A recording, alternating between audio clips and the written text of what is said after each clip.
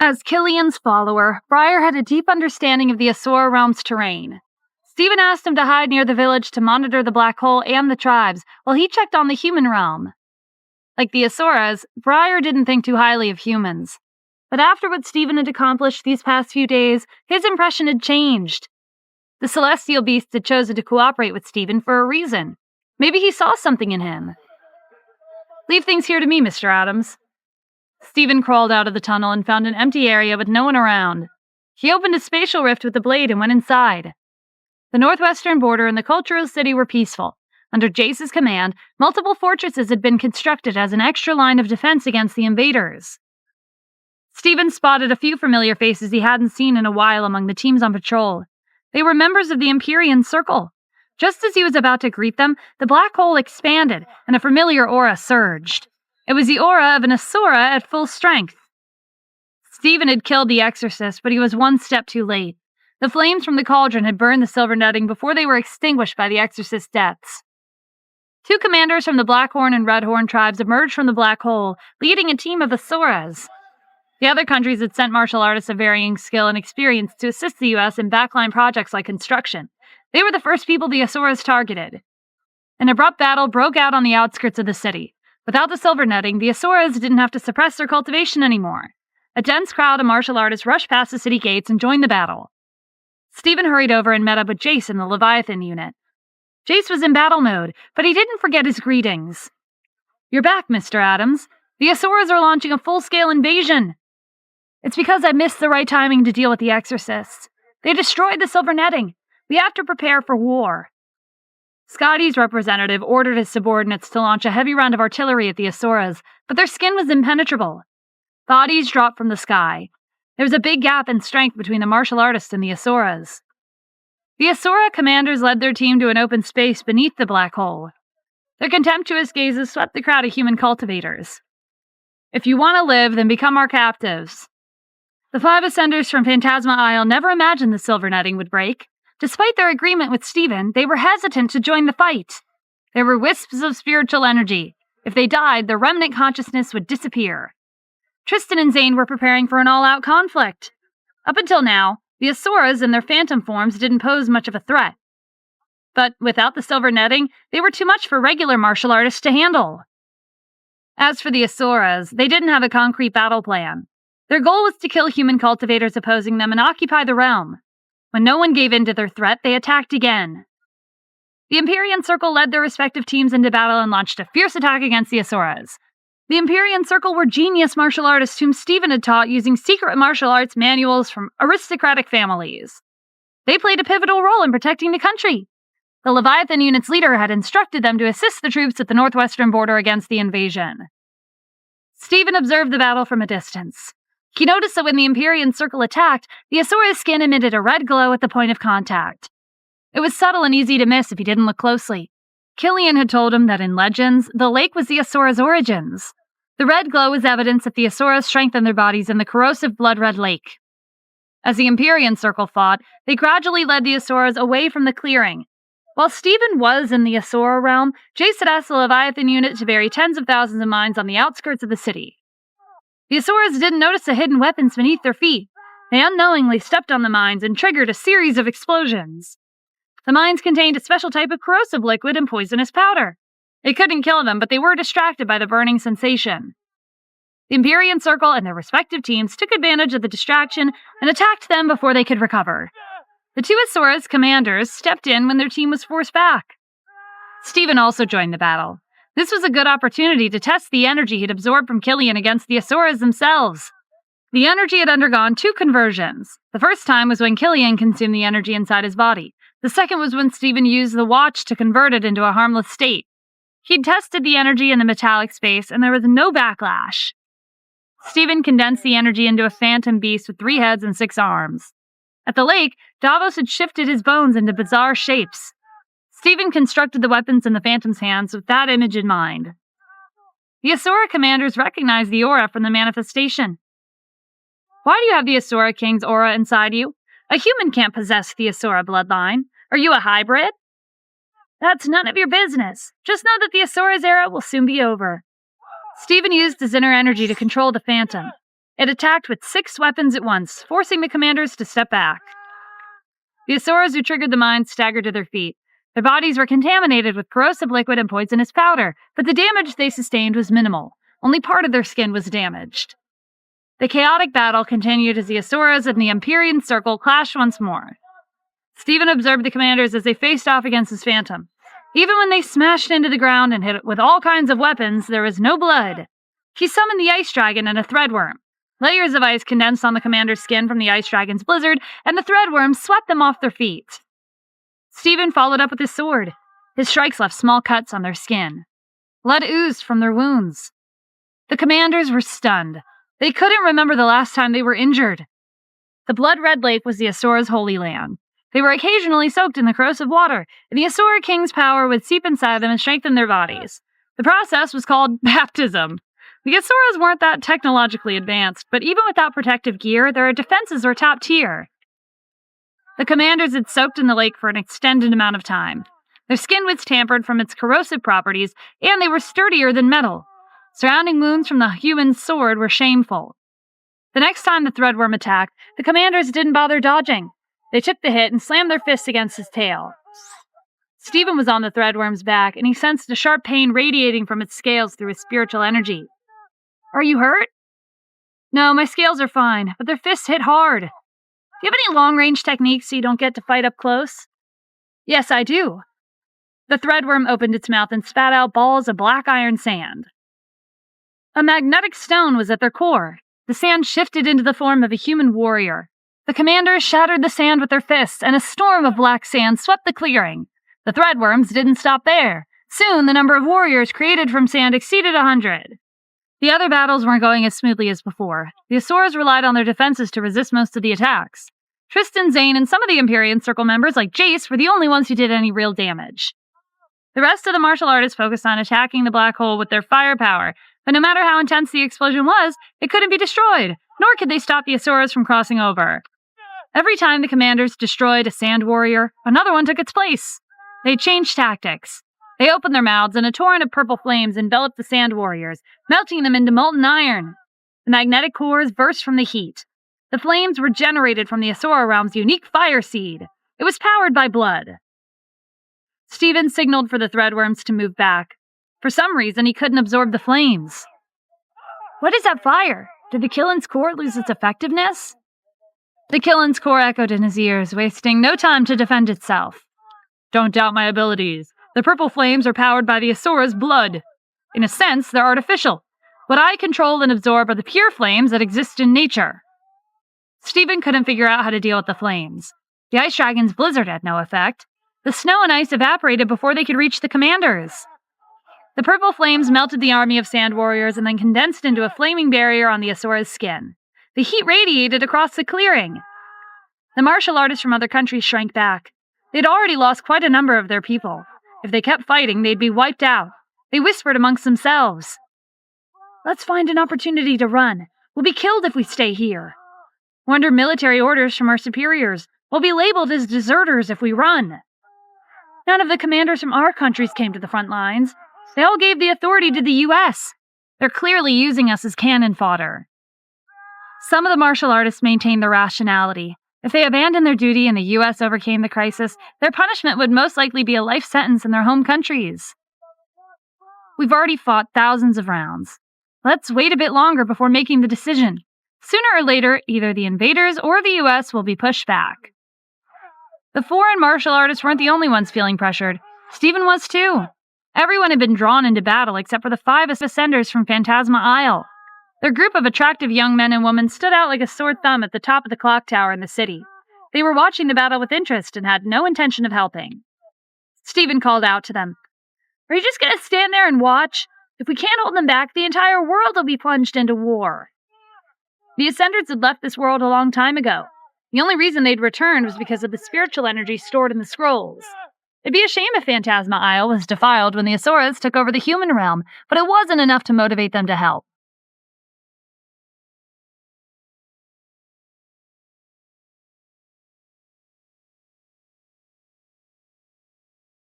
"We didn't sign up for this," Faye called back.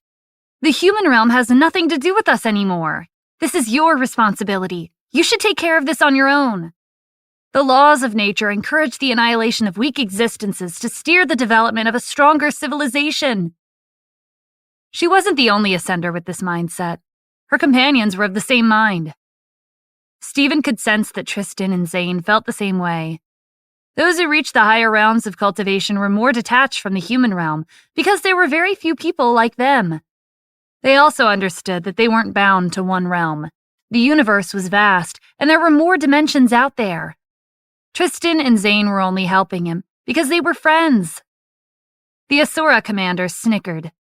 Even your allies didn't want to help you. Resistance is futile. We have over 1 million troops waiting on the other side. Once they cross over, we'll raze the human realm to the ground. Stephen had nothing to say in defense. As he was deliberating his next course of action, he noticed a dense crowd in the sky approaching the border.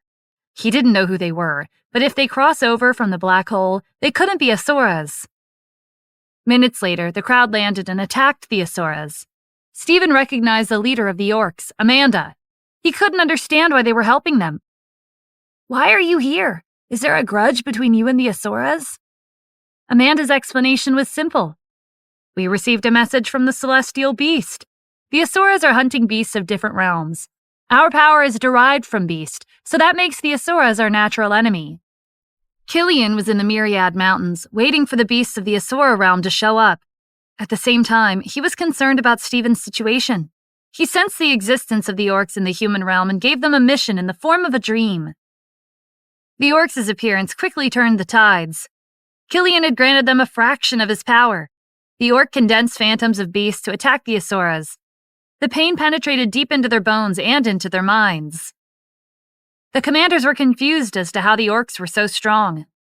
They suspected that the beasts of the Asura realm had joined forces with human cultivators. The black hole had already been stabilized, so there was no need for them to fight a losing battle. They ordered their team to retreat. The remaining Asuras rushed into the black hole and disappeared. The battle ended with no further casualties. If it weren't for Killian and the orcs, there was no telling how the battle would have turned out. Jace instructed the chefs at the hotel to prepare meals for everyone who participated in the battle to replenish their energy. The guards at the border went to the outskirts of the city to clean up the battlefield. The bodies were cremated on the spot to prevent the Asuras' blood from infecting others. Stephen didn't have much time to spare in the human realm. He had to hurry back to the Asura realm before Killian finished rallying the beasts. He boarded a military helicopter to Annapolis. It had been a while since he'd been here. The city was bustling and peaceful, as he remembered. Aren't the civilians afraid of war? Stephen asked the Leviathan unit members around him. The northwestern border and its vicinity is classified as a restricted area. We're also prohibiting news of the invasion from leaking. The wealthy families have their own intelligence networks, so they might have heard a thing or two, but there's nothing they can do even if they find out. They can't abandon their wealth and run away. When the real invasion starts, no place will be safe. The helicopter landed on the roof of the military administration building. Stephen found the Leviathan unit leader's office. While he was away, Jason, the Leviathan unit's leader, had taken on most of the responsibility, and it wasn't easy. Mr. Adams, you're finally back. The countries overseas haven't been provoking us lately, but they're using more of their funds on manufacturing weapons and equipment.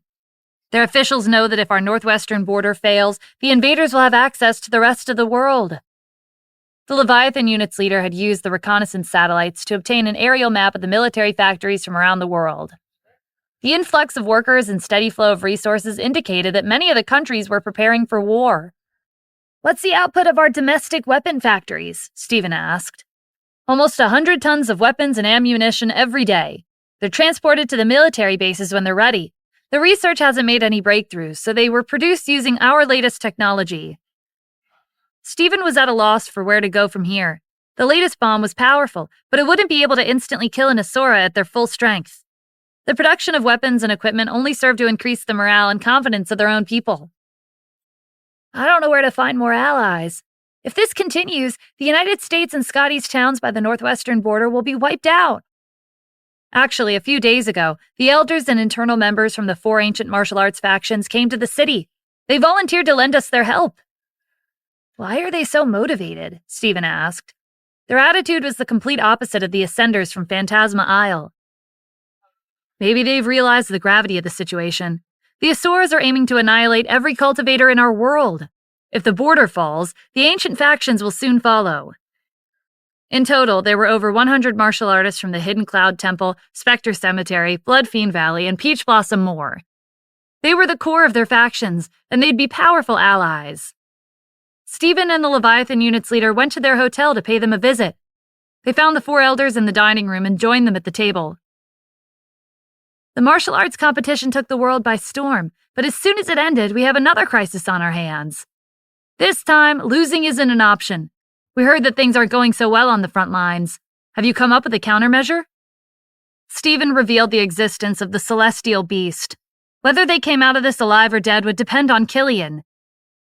For now, please head to the border to stabilize the situation. With your help, I'll be more at ease when the war breaks out in the Asura realm. The exorcists in their realm burned the silver netting. I don't know if it can be repaired, but this is what they used. Stephen placed the cauldron on the table. It was compact and small enough to be held.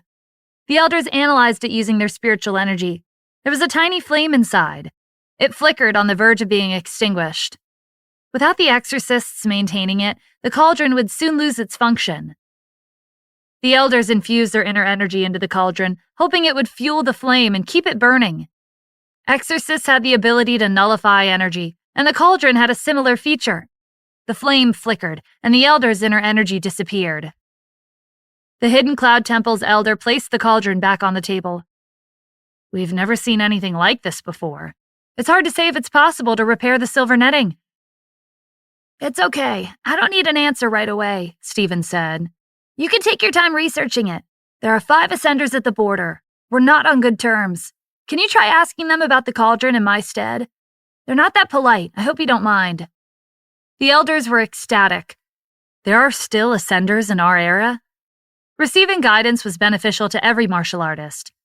The Ascenders were knowledgeable and experienced. Maybe they could steer them in the right direction and help them break through their bottlenecks and reach a higher realm. It's a long story. They're Ascenders from an ancient martial arts faction on Phantasma Isle. They didn't tell me the specifics. They might not want to talk to you, but don't take it to heart. The elders didn't mind. It's natural for the strong to be confident in their abilities. After their discussion, the elders excused themselves to prepare for the trip to the border. Members of the ancient martial arts factions weren't fond of noisy events, so Stephen hadn't prepared a high-profile reception for them. Silence returned to the dining room as the elders closed the door behind them. Mr. Adams, did you try negotiating with the Ascenders? The Leviathan unit's leader asked. I did. They agreed to help us invade the Asura realm, but as you can see from how the recent battle went, they're not reliable. We've discussed everything there is to be said. They've made it clear that they don't want to help. Why don't we try threatening them? We could use their island as leverage. Threats aren't going to resolve our issue. Besides, they're stronger than Tristan. We have enough enemies. It's not a good idea to make another one. Stephen wrapped up his business in Annapolis and went back to the northwestern border. He opened a rift with the blade and returned to the Asura realm. He leaped into the pit on the outskirts of the village. The terrain was in shambles from the recent explosion, but there were still many Asuras guarding the black hole. Stephen used his illusory pearls to observe the ruined village. He didn't see the 2 Asura commanders from the invasion. He took a closer look and realized that they weren't the only ones missing. He couldn't find any of the commanders. The chiefs were also absent. Stephen reached out with his aura and locked onto Liam and Ezra's location. Briar was monitoring the village. If anyone knew what was going on, it would be him.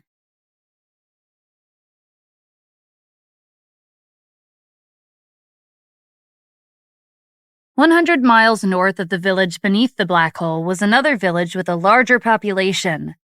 Elite teams of 100,000 Asuras were stationed here. The 2 Asura commanders who led the recent invasion into the human realm were among the commanders leading the elite teams. The 4 chiefs had returned to their territories. After removing the silver netting, they had other matters to attend to, like their ransacked warehouses.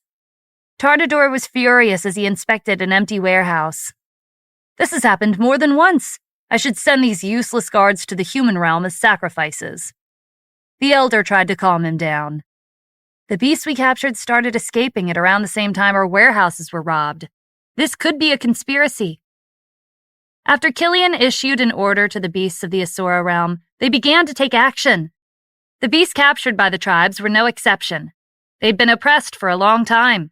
They worked day and night in the mines where the sun didn't shine to excavate ores and crystals. The celestial beasts' awakening gave the captive beasts a glimmer of hope.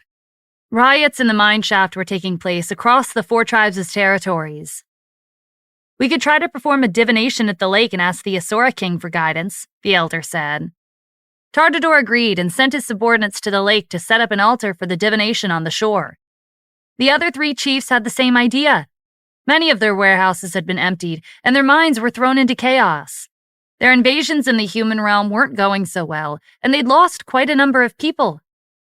Stephen met up with Liam and Ezra in the sand dunes outside the village up north.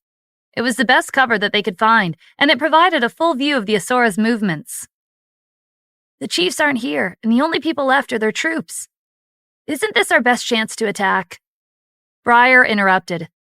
"The 4 chiefs went back to their territories to handle their tribe's internal affairs. You 3 don't have what it takes to kill 100,000 troops in an instant." "I wasn't going to have a direct confrontation with them. The energy the lake emits the aura of the Asura king. We'll use that to confuse them and round them up." Stephen put his plan into motion. The threadworms dug a tunnel under the open space outside the village and filled it with the artillery shells looted from the tribe's warehouses. These were weapons the Asuras created. They should be effective against their impenetrable defenses. Late at night, Stephen released the energy from the lake. It condensed into a phantom of the Asura king. "Don't stay too close to the village. I don't know how big the explosion will be."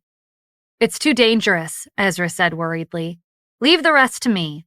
When I was at the lake, I also absorbed some of the energy. The Asura are simple-minded. It'll be enough to fool them." That was news to Stephen, but he didn't have time to question him. "No, this is an important operation. I'll handle it myself." Stephen remotely controlled the phantom with his inner energy. It moved to the entrance of the village. Its heavy footsteps echoed in the dead of the night, and the powerful fluctuations in energy were hard to miss. The Asuras were enjoying a delicious feast around a bonfire in the village. After the recent invasion failed, there wouldn't be another one for the time being. There were no missions to carry out, and there was no pressure from the chiefs. Life was comfortable. They whirled around when they heard an unusual activity outside the village. Was it a shadow? Are there enemies? "There are 100,000 of us. Who in their right mind would launch an attack?" "Stop wasting time on idle chatter. Go out and take a look." A crowd of Asuras rushed out of the village. They were stunned by the sight of their god. Every Asura had to undergo baptism in the lake to temper their bodies, so they were familiar with the Asura king's aura. They fell to their knees in unison. "Why is the Asura king here? Is he here to provide guidance?" "The chiefs didn't give us any orders. We can't act on our own. We should report this first." "But this is the divine will of a god. It can't be compared to the chief's orders." "Be quiet and wait. We'll decide after we get a better grasp on the situation." After a short disturbance, everyone fell silent. The Asura king towered over the kneeling Asuras. Stephen wasn't expecting his plan to progress this smoothly. He proceeded to give a speech using his inner energy to transmit his voice. "Ever since the spatial rift opened, the 4 tribes have encountered unprecedented crises and challenges. Whether you succeed or fail in occupying the human realm will depend on the next step. I will now pass on my power to all of you to double your strength. The lake is not the only method. Seal your senses and prepare to absorb the power." The Asuras were excited. Even the chief had to soak in the lake to increase their defenses. This was a divine blessing from the Asura king himself. They heeded his orders and shut down their sensory system. Stephen mounted the ice dragon, and it flew above the clearing. The phantom put on an act, pretending like he was exerting his power and restricting the Asura's movements. The ice dragon's energy slowly seeped inside them. It was a strange feeling, but none of them moved. They couldn't risk offending a god. Seconds later, Stephen used the illusory pearls to detonate the artillery shells in the underground tunnel. An explosion enveloped the village, and shockwaves swept the vicinity. The ice dragon was fast, but not fast enough to fly out of the range of the explosion. It dove behind the canyon, using its terrain as cover. Stephen, Liam, Ezra, and Briar sealed their senses to avoid being blinded and turning deaf from the explosion. Everything within a 150-mile radius of the village turned into a sea of fire. No life force could be detected. Dust and sand rained from the sky, piling up on the canyon. The Asora's realm terrain was tougher than the human realm. Stephen speculated that if these artillery shells were detonated in the human realm, 1,000 square miles would be blasted into a crater. The ice dragon extended its wings, sending the dust and sand flying once again. Where are we going next? The tribes will send their people as soon as they find out about the explosion. Stephen wasn't worried. The explosion had annihilated the village and the troops. No evidence was left behind. He reached out with his inner energy to observe the ravaged land with the illusory pearls, but he couldn't make a connection. His heart sank. There was only one possible explanation. The gems had perished in the explosion. Stephen let this sink in as the ice dragon flew to the other side of the canyon to pick up Liam, Ezra, and Briar. No matter how much energy he released to scan the area, he couldn't detect the presence of the illusory pearls. "What's lost is lost," Liam said gently as he mounted the ice dragon. "There are always sacrifices in war. Those gems were like a part of me. They were a gift from Tristan, and his treasures are priceless. I don't know if I'll ever find another weapon like it." Stephen had underestimated the artillery shells. He deeply regretted his oversight. He let himself wallow in his grief for one more minute before deciding on the next destination. The ice dragon used up the ammunition stored in its stomach. Briar pointed out a remote and a resource-rich mine on the holographic map. The dragon took off into the skies and headed for the mine. The violent shockwaves from the explosion traveled along the rocky terrain and into the distance. The 4 major tribes felt the strange earthquake at the same time. They sent their subordinates to the village to investigate as fast as they could. They were greeted by an unbelievable scene. The entire village, along with the army of 100,000 troops, had disappeared. The ground beneath their feet had turned into a surging ocean of lava. The heat would persist for months to come. The Asoras couldn't help but wonder who in the realm would be capable of causing this much destruction. They walked up to the edge of the lava. The scorching heat prevented them from going any further. They carefully observed the ground beneath the lava. There were no traces of the enemy. "The beasts are the only culprits I can think of. Who else would be capable of an explosion like this?" No wonder the beasts have been acting strangely recently. Even the ones we tamed in the mines are rebelling. "We've been too focused on conquering the human realm. It's possible they're using our distraction to wipe out our forces. If we slaughter a clan of powerful beasts, the others might be deterred from attacking us again."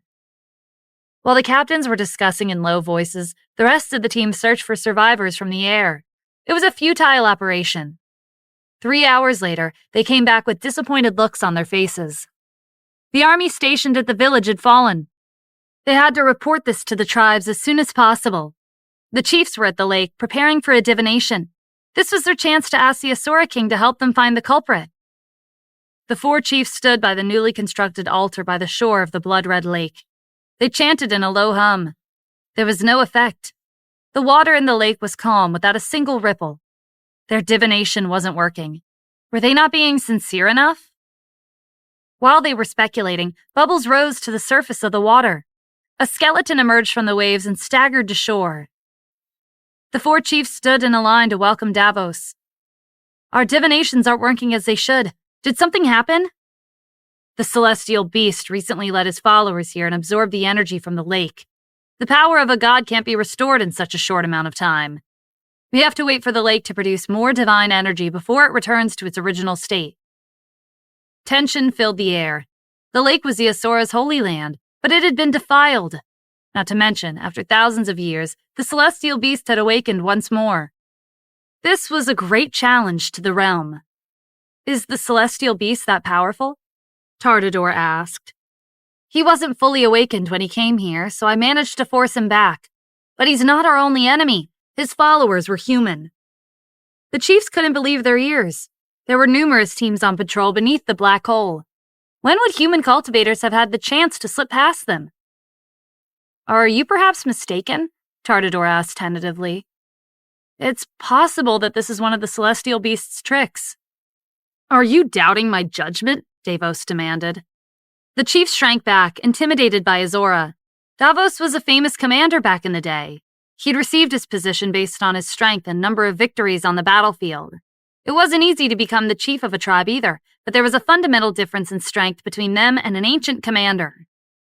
The chiefs were spared from Davos's anger when the investigation team came running.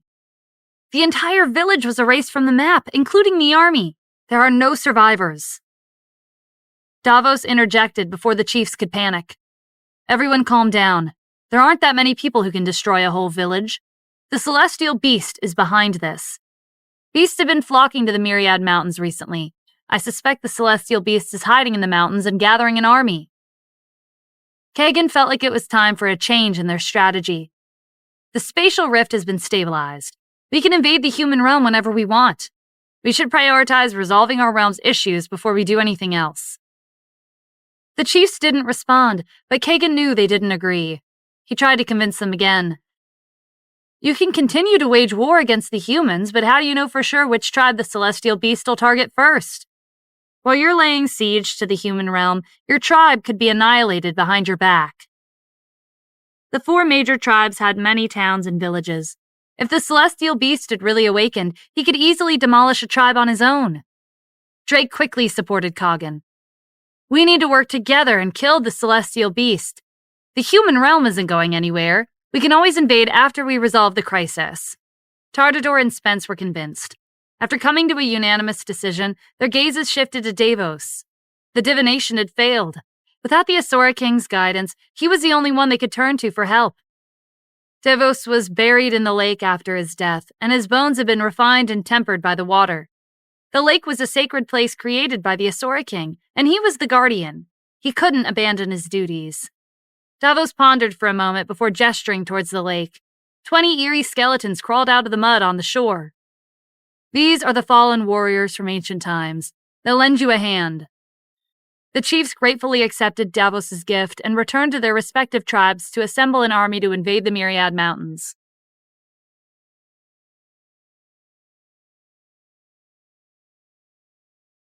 The ice dragon flew Stephen's team to a dense forest in the west. The excavation in the area was left unfinished. The threadworms drilled into the ground to explore.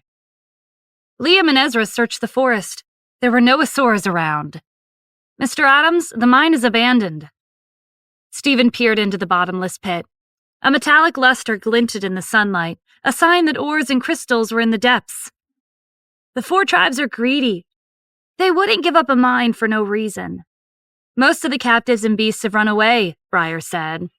They could send their own people to mine, but this forest is too far from their territories to guarantee their safety.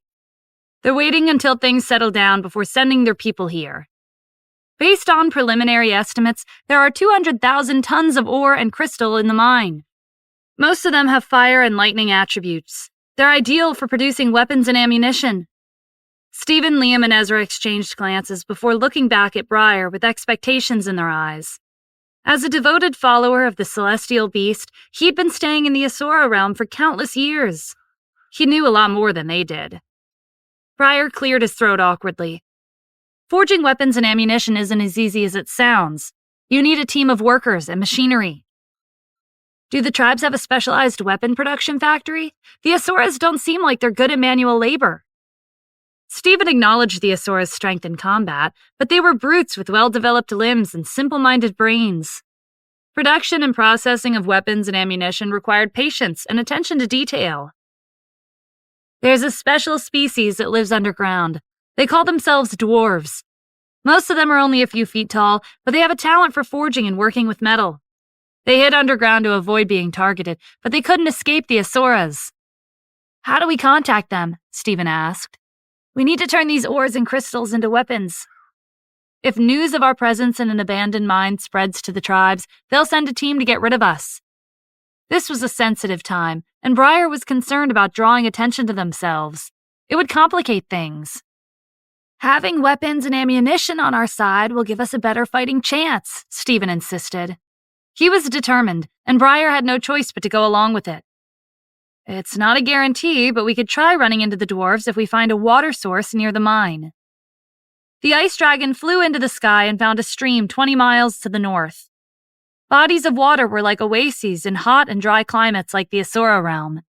When they went to the stream, they found small footprints by the shore. Most of the beasts had gone to the Myriad Mountains. The only people lurking by the stream were the dwarves underground. The threadworms were known across the realm as useful captives to the tribes. The dwarves' existence was more well hidden. Since both species had a reluctant cooperative relationship with the Asuras, Stephen asked the threadworms to pretend to relay orders from the tribes to make the dwarves forge the weapons and ammunition they needed. He attached his inner energy to the threadworms' scales to sense the situation underground in real time. The dwarves were like the rats in the human realm. They dug a network of interconnected holes and tunnels for shelter, storage, and processing of metal. The threadworms emitted high-frequency sound waves to find their tunnels. The dwarves had built their tunnels around large rocks embedded in the earth as obstacles to ward off predators. There were nothing but pebbles to the threadworms. Nothing could stop their advance. As they approached the tunnels, the dwarves began to panic. Where did those beasts come from? The Asuras aren't here to protect us. We're on our own. Take out your weapon and prepare to fight. It's been a long time since I fought a real battle. I'm not used to it anymore. A dozen dwarves grabbed their heavy iron hammers and filed out of the tunnel, waiting menacingly for the intruder. They were stunned when they saw the threadworms squeezing through the tunnels. They both served the tribes, but while they received protection in return for the weapons they forged, the threadworms were treated more like captives. The dwarves looked down on them. So it was you who caused the commotion. This mine is abandoned. Stop digging. The Asuras gave us a new order, the threadworms said. Their tone was confident and resolute. They want us to excavate the mine and for you to use the ores and crystals to produce cannons and artillery shells. The more the better. They're gathering an army to invade the Myriad Mountains. If you go against them, they'll kill you. The dwarves weren't pleased at being told what to do. They brandished their weapons, ready to defend their dignity. We're not captives like you. If the Asuras want us to do something, tell them to come see us in person. Without our weapons, their army's nothing. Are you refusing? We won't yield to captives. Their conversation went nowhere, and a fight erupted in the narrow underground space. Forging weapons and ammunition required sufficient physical strength. The dwarves were small, but they were strong. When their hammers struck the threadworms, their scales cracked. The threadworms twisted and enlarged the tunnel. They fiercely swung their tails at the dwarves, but they were small, flexible, and agile. They stepped to the side and easily avoided the attack. You're overestimating yourselves. Do you beasts think you could replace the Asuras? You're far from qualified. The threadworms opened their mouths to swallow the dwarves in one gulp, but they dodged again and slammed their hammers into their scales. The dwarves had an advantage in the narrow and dark space. After exchanging over 100 blows, the threadworms collapsed, twitching in pain. Stephen sensed the threadworms' weakening auras. He released the Asura King's energy into the tunnels. The red mist enveloped the dwarves and burned their skin. They tried to retaliate, but their hammers phased through the mist. The threadworms lying on their sides slammed their tails against the walls of the tunnel. The rocks shattered and blocked the path. There was nowhere to run. The dwarves were terrified of the Asuras. Did you bring this monster with you? The threadworms kept up the act. Do you understand now? The Asuras predicted your reaction. They were prepared for resistance. The dwarves and the Asuras had a cooperative relationship, but the gap between their strengths was glaringly obvious. The Asuras were more respectful towards them than their captives only because they valued their talent for forging. The dwarves were burned when they touched the red mist. Their hammers were corroded, and the smell of rust filled the tunnel. All signs indicated that they'd lost the advantage. The dwarf in the lead signaled their surrender, putting an end to the fight. The dwarves returned to their cave and gathered the rest of their companions to make preparations. They were used to forging. As long as the threadworms could provide enough resources, it wouldn't take them that long to forge the weapons and ammunition Stephen's team needed. That night, Stephen set up camp by the river with his team. When the threadworms slithered out of the tunnels, he healed the cracks on their scales using inner energy. They settled around his team in a circle and slept to recover. The next morning, the threadworms were brimming with energy. They took on the job of mining to provide raw materials for the dwarves. The black hole was peaceful at the northwestern border, but the tension remained. Everyone knew how strong the Asuras were. The martial artists nervously guarded the city as they kept a watchful gaze on the rift. The elders and internal members of the 4 ancient factions arrived at the border in a military jet. They paid a visit to the Ascenders. As fellow members of the ancient martial arts factions, there was no animosity between them. The Hidden Cloud Temple's elder put the cauldron on the table and asked them for advice. Emil, Mina, Faye, Skylar, and Vlad's gazes were drawn to the cauldron the instant he took it out. The craftsmanship was exquisite. The symbols on the surface were likely instructions in an ancient language that belonged to a powerful ancient species. "Is that from the Asura realm?" Faye asked with interest. "As you know, it's not an ordinary cauldron. During the ancient era, there was an ancient species called Nuwa. They were half human and half beast. Toward the end of the war, spatial rifts were torn through our realm's barrier. To prevent invasions, the leader of the Nuwa clan melted precious metals and used them to repair the rifts. The cauldron in your hand is a device that mimics his technique. It's an imitation, but its effects are real." The elders were surprised by the incredible legend behind the small cauldron. The Nuwa clan was weakened after the ancient war, and they gradually died out in the years that followed. "If we can find the metals the Nuwa clan's leader used, we should be able to repair the rift." Faye shook her head. "You're too naive. The resources he used are rare. You might be able to find something if you dig into the earth, but do you have that much time on your hands?" The ancient factions had come to the border to lend a helping hand. Another invasion could happen any time. They didn't have the time to run around and collect raw materials. Even so, the Hidden Cloud Temple's elder didn't give up. "Can you read the symbols on the cauldron?" "No, these symbols are unique to the Nuwa clan," Mina said. "Their members are the only ones who can make sense of them. There are orcs staying in the city. You could try asking them." The elders thanked them and left the room. When the Ascenders were alone, they couldn't contain their curiosity. "We're not as strong as we used to be, but there's 5 of us. Let's infiltrate the Asura realm," Vlad suggested. "It's not safe," Faye said. "War is about to break out between the Asuras and the beasts. What if we're caught in the middle?" Emil ended the argument and made the decision for everyone. "The celestial beast is an existence born from evil intent. His lifespan is limited. His reincarnations always die young. There's nothing to worry about." With that, they flew out the window and entered the black hole. Jace was dumbfounded. He wasn't strong enough to stop them. If they ran around randomly and caused trouble in the Asura realm, the next invasion could be more severe than the last. There was nothing Jace could do except ask the Leviathan unit to increase their surveillance and have the artillery lock onto the black hole. The spatial fluctuations of the black hole attracted the Asura's attention. The appearance of 5 human cultivators were especially eye-catching. Human cultivators are too brave for their own good. They won a few battles, and they think they're all that. The chiefs are in a bad mood. They'll be upset if we get rid of the humans. Then what are we waiting for? Let's go kill them. There were over 100 Asuras on patrol. They leaped into the air and swung their weapons. Sharp blades of light enveloped the Ascenders. Emil drew a circle with the sword. It compressed the air into a vacuum and the light lost its effect. The Asuras couldn't understand the profound mechanics behind his technique. They assumed their blades of light were shattered by an invisible force. Vlad pointed at the ground. "They have a lot of people. It'll be annoying if they chase after us." Emil cracked his knuckles with a grin. "You know what to do. Let's start a massacre." They landed on the ground and attacked the Asuras indiscriminately. A ball of energy crashed into the warehouse and burst into flames. The Asura cursed under their breath. They'd lost a considerable amount of resources in the span of a few seconds. There were numerous treasures stored in Phantasma Isle's vaults. The Ascenders carried quite a few of them on their person. Vlad threw out knives and daggers hidden in his sleeve. The Asuras were too close to them, and there was no room for them to dodge. He targeted their eyes, nose, and mouth. They were the softest parts of their body and the weakest. When his weapons hit their mark, his energy burst and killed the Asuras instantly. Their lifeless bodies collapsed with a thud. Skylar wasn't about to be outdone. He took out a gourd and twisted open the cork. Crystal clear sand spilled from the opening, and a sandstorm swept the area. The strange grains of sand plugged the Asura's nose and mouth, blocking their airways. Minutes later, they joined their dead companions on the ground. The Asuras were much weaker than the Ascenders expected. It didn't take them long to wipe them out. While they were searching the bodies for anything useful, they found tokens with holographic maps.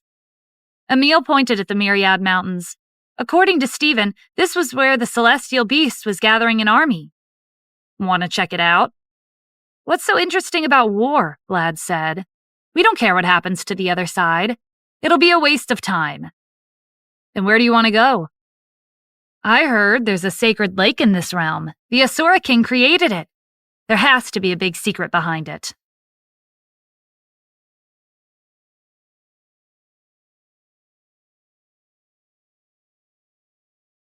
The The dwarves forged over 1,000 artillery shells in only a few days. It was about time for Stephen's team to reconvene with Killian. Most of the beasts had gathered on the Myriad Mountains. They left the threadworms to supervise the dwarves and mounted the ice dragon. It spread its wings and headed for the mountains. As they approached, they saw a dense crowd of the Asuras gathered in the area. There were at least a couple 100,000 of them. The Asuras have destructive weapons at their disposal. How are the beasts going to deal with them? Stephen asked. Briar gave him a hard look. Are you doubting the celestial beast? No, I'm just making sure we take everything into consideration. Stephen was pinning his hopes on Killian. If he suppressed the tribes, the human realm's crisis would be resolved. As the ice dragon flew over the mountains, there were no beasts in sight. They were almost invisible. They were good at hiding their tracks. Stephen could only sense their faint auras when he concentrated. The ice dragon landed in an open space in the forest, and Briar took the lead. Killian was in the valley, giving a speech to the leaders of their respective beast clans. Thank you for responding to my call. The Asuras are tyrannical. They've been in power for much too long. We must end the reign here and now. The beasts had been suppressed by the Asuras for years. Killian's speech motivated them to take action against their oppressors. We will fight to the end, one of the beasts said resolutely. The Asuras' army is gathered at the foot of the mountain. When should we attack? The first step in Killian's plan had already been achieved. They'd lured the Asuras to the mountains. This was unfamiliar terrain to them. The beasts had a natural advantage here. We're going to split up, surround the Asuras, and attack when their guards are down. To begin, we'll target their weapons, ammunition, and resources to pressure them. As for when, let's wait for them to finish gathering first. Killian's strategy was primitive. He treated the Asuras as prey. When the meeting ended, the beasts scattered, and the ice dragon descended from the sky. Briar led Stephen, Liam, and Ezra to the center of the valley. Killian had heard about Stephen's achievements and saw him in a new light. Stephen and his companions weren't that strong, but they were smart. They'd annihilated a significant amount of Asuras on their own. Having a well-thought-out strategy was key to winning a war. Perfect timing. I've just finished gathering the beasts and giving them instructions. Your role is simple. It's the same as the beasts. Attack the Asuras from the sidelines. Stephen agreed with Killian's plan. The Asuras' intelligence wasn't that high, but the beasts were in the same boat. If they were to carry out a complicated operation, it would do more harm than good. When the Asuras enter the mountains and split up, it'll be hard to deal with them. Killian gestured to the valley. I've already thought about it. We'll lure them here. If the beasts pretend to use the valley as a sacred land to worship the celestial beast, it'd be the first place the Asuras targeted. Like the rest of the mountains, the valley was also unfamiliar terrain to them. The beasts could use that to their advantage and counterattack. As the hours passed, the number of Asuras increased. Stephen was certain the chiefs had rounded up most of the members of their tribes. The human realm would be safe for the time being. When night fell, the clouds shrouded the moon, and a chilly breeze settled on the mountain. The blazing bonfire at the foot of the mountain was particularly conspicuous. The Asura army was filling their stomachs and preparing for war. The four chiefs sat a short distance away to discuss their plan. We don't come here often, but we've hunted here before, Coggin said. We know where the hidden locations are. If we destroy the mines and water sources, the beasts will go hungry. They won't be able to last for long. The beasts devour meat for food, Tartador pointed out. Our bodies will be delicacies to them. You're missing the point. The war hasn't started yet. We need to boost the morale of our people. If we start strong, we'll gain the lead, and the number of casualties will be reduced to a minimum.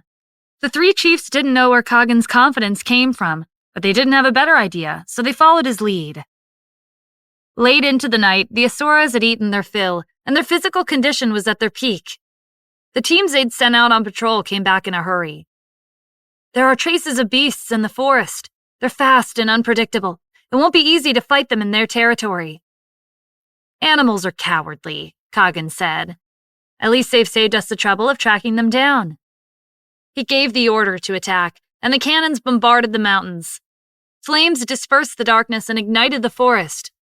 The fire spread rapidly from the dry climate. Even at the foot of the mountain, the Asuras could feel waves of scorching heat. The chilly night breeze had vanished. The chiefs were satisfied with the weaponry. Not every beast can withstand high temperatures. When they can't take the heat anymore and escape the forest, we'll finish them off. The celestial beast will be the hardest to deal with, but we have a high chance of overpowering him if we attack together.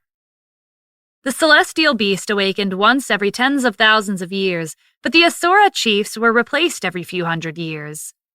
The current chiefs had never fought the celestial beast, so they didn't know what to expect. Records of ancient war were the only information they had to go on. The celestial beast is born from the beast's evil intent, Kagan said. If we kill the beasts on the mountains, he'll lose his foundation and gradually weaken. Their confidence grew. They were determined to annihilate the beasts tonight. The canyon was far from the foot of the mountain, but the vultures circling the skies alerted Killian of the wildfire. The Asuras haven't entered the mountains yet. They set the forest on fire with cannons. They're smarter than I gave them credit for. They want to burn down the mountain range, so we have nowhere to hide. In that case, it's time for us to make a move. Killian's piercing gaze fell on Stephen, and he knew this task was about to become his responsibility. The Asuras were using advanced weaponry, and humans had more experience in this field than beasts. If the humans took the lead, the beasts wouldn't have to make unnecessary sacrifices. The ice dragon and I can launch an attack in the air, but I don't know how many Asuras we can wipe out on our own. Killian nodded. It doesn't matter. They've gathered at the foot of the mountain. Take out as many as you can. Stephen mounted the ice dragon, and it soared into the sky. The vultures flew after them. The Asuras had stopped firing, and their laughter rang out from the crowd. The dwarves had forged over 1,000 cannonballs. They were ideal for an ambush. If we don't load them into the cannons, how much effect will they have? The ice dragon asked. You'll see. Stephen tossed the cannonballs, aiming for the ammunition box. He didn't use any inner energy, so there were no fluctuations in energy for the Asuras to sense.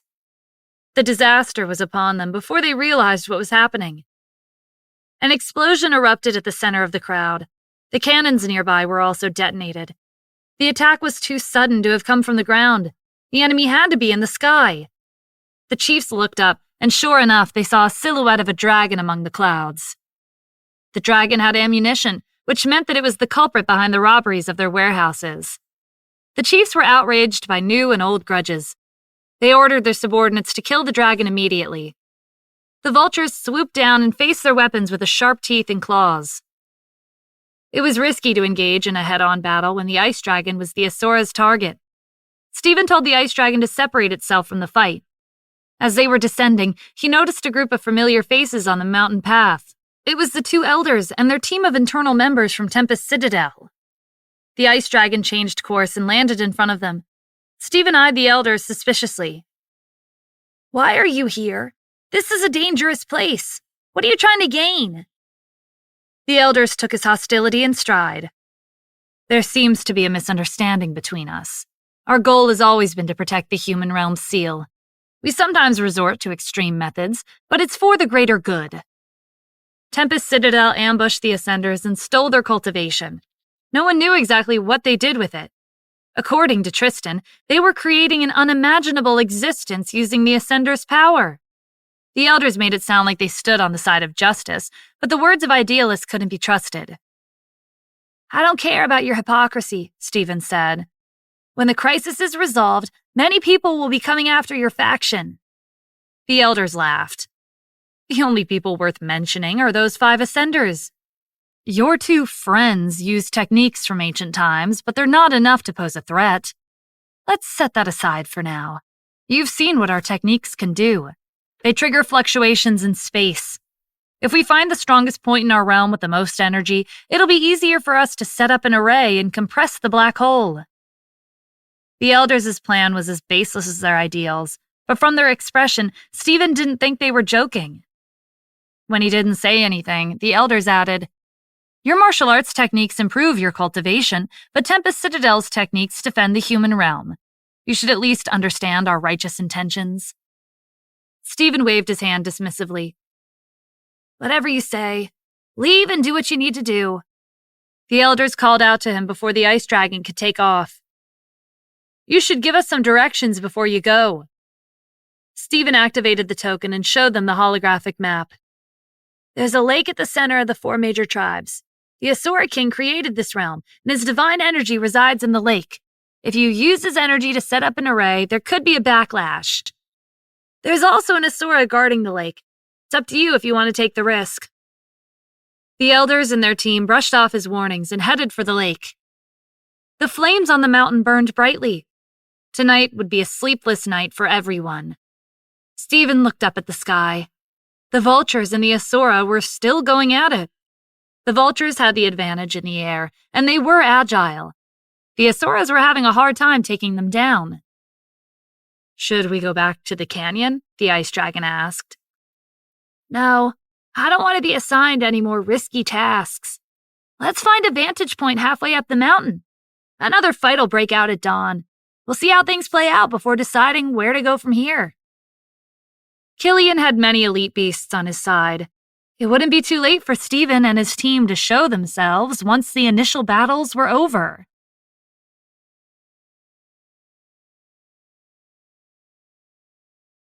When the first ray of light shone above the distant horizon, the Asuras had assembled and were ready to depart.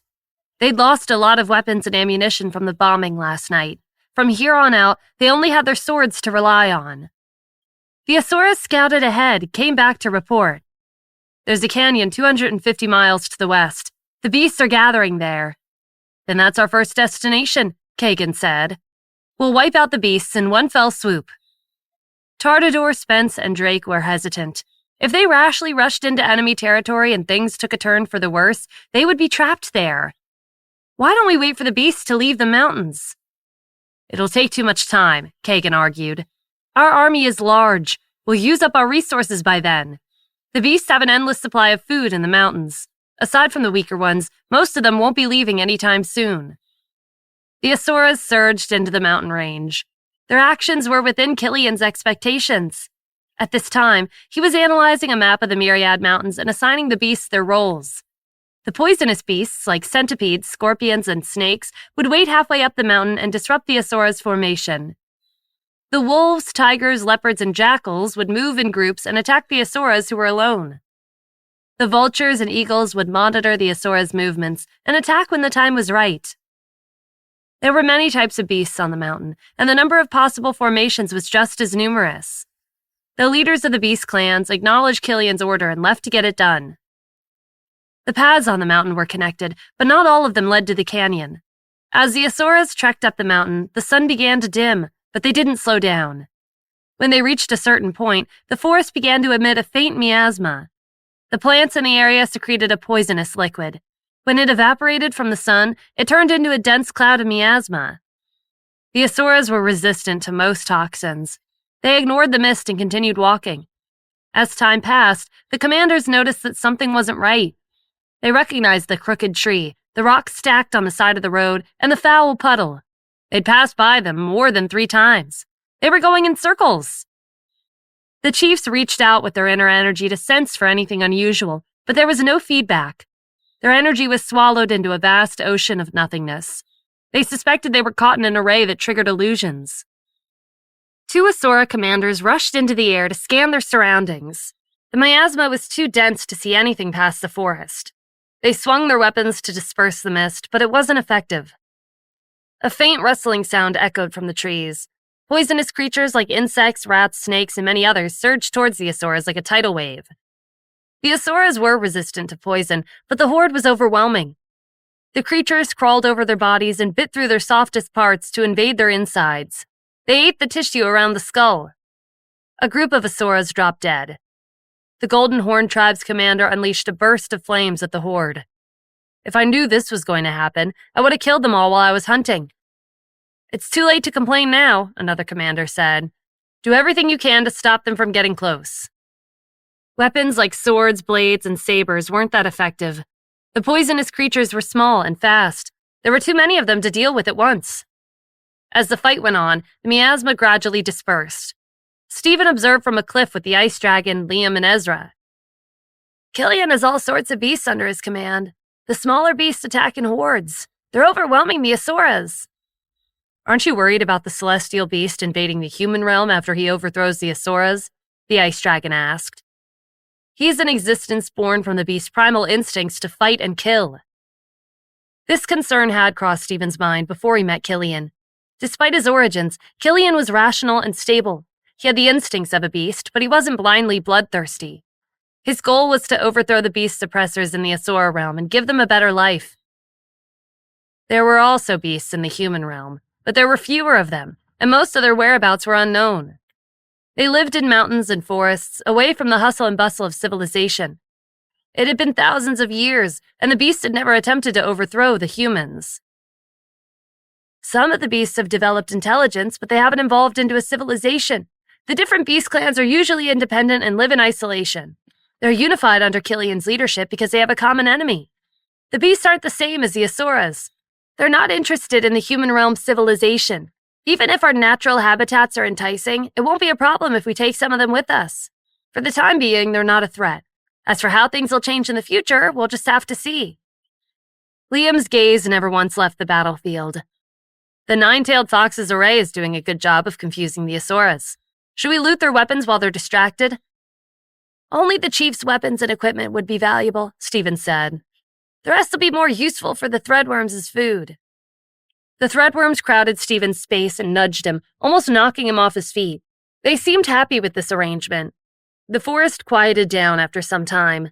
The landscape had changed significantly from the intense battle. Several large nine-tailed foxes entered the miasma to join the fight. Their fur was brown, and their pupils were red. Their most prominent feature was their 9 tails. The number of tails determined the fox's strength. Stephen was intrigued. I've never seen a 9-tailed fox before. I wonder if I can bring one home as a pet for my daughter. Haven't you read the novels where a 9-tailed fox shifts into a beautiful woman? Your wife won't be too happy about that, Liam teased. I was just kidding, Stephen said quickly. Don't take what I say seriously. The foxes pounced on the Asuras. The commanders knocked them back with their swords. So it was you foxes that created the illusion. Once we kill you, the array will disappear. The foxes' tails swept towards the commanders. Their fur was soft, but they could harden into needles at will. The commanders' swords glided harmlessly off their fur with an unpleasant grating shrill. The other foxes leaped into the crowd. A faint fragrance filled the air as they began to cast their psychedelic techniques. Tartador pointed his sword at the sky. His energy condensed into a massive mirror. The fox's illusion was reflected on the surface and evaporated into wisps of smoke. The foxes were hit with a mental backlash. They left openings in their movements and their minds reeled. The Asuras took advantage of their distraction and sent them crashing into the trees. They writhed on the ground in pain. Right before the Asuras could deal a finishing blow, the foxes transformed into balls of light and fled towards the depths of the forest. Stephen estimated that the 9-tailed fox's cultivation was equivalent to the martial grandmaster realm. Their role was probably to weaken the Asuras, not to fight to the death. He didn't know how many traps Killian had set up. Neither did the Asuras. The illusory array and poisonous creatures didn't kill too many of the Asuras. When the path was clear, they continued toward the canyon. Tartador's mirror hovered above the group, revealing the beast's location. The beast circled overhead and scuffled through the forest, but they couldn't find an opportunity to attack. Killian had warned them not to engage in a direct confrontation to minimize unnecessary casualties. The vultures and eagles targeted the mirror instead. The sounds of collision drew Tartador's attention. He used his energy to adjust the mirror's position. It reflected the sunlight, and a wave of heat swept over the birds. The mirror amplified the sun's rays.